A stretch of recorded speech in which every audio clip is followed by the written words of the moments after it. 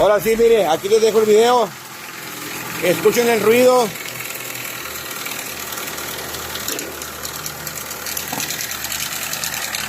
Dígame qué pasó aquí. Dígame qué pasó.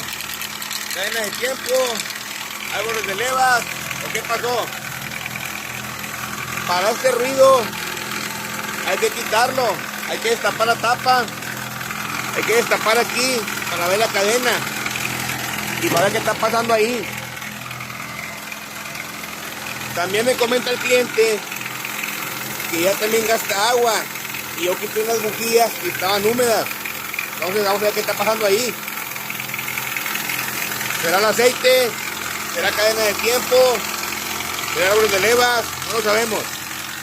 Hay que destapar. ¿O ustedes qué piensan?